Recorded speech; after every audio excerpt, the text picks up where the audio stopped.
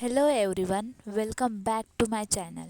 जर चॅनलवर नवीन असाल तर प्लीज सबस्क्राईब करा.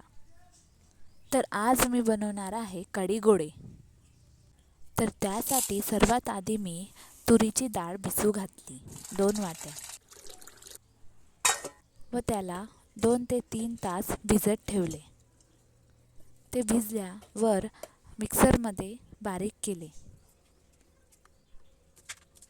मिक्सरमध्ये बारीक करताना त्यामध्ये मी जिरं, लसूण, कढीपत्ता, मिरच्या टाकून बारीक केलं.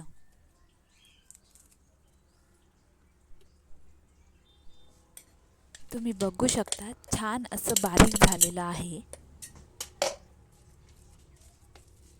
ते बारीक झाल्यावर एका बॉलमध्ये त्याला काढलं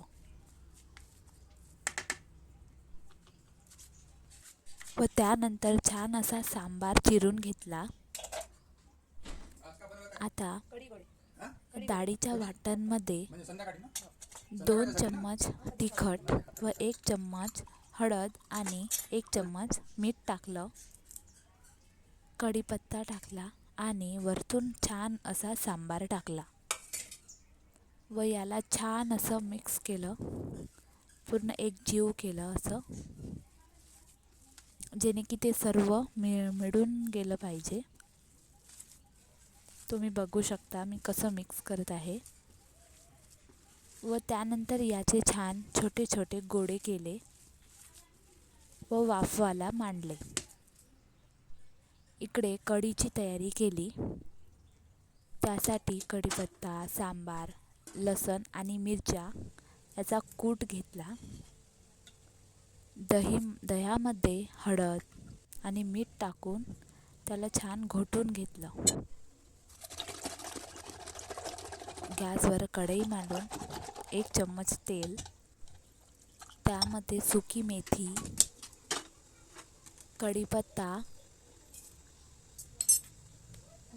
व लसूण, अद्रक आणि मिरचीची पेस्ट टाकली आणि सांबार टाकून छान फिरवून घेतलं. छान असं लालसर होतपर्यंत परतून घ्यायचं व त्यानंतर त्यात दही टाकायचं घोटलेलं. बेसन त्यामध्ये पाणी टाकून छान घोटलं व ते कढीत टाकलं. छान अशा उकळ्या येऊ दिल्या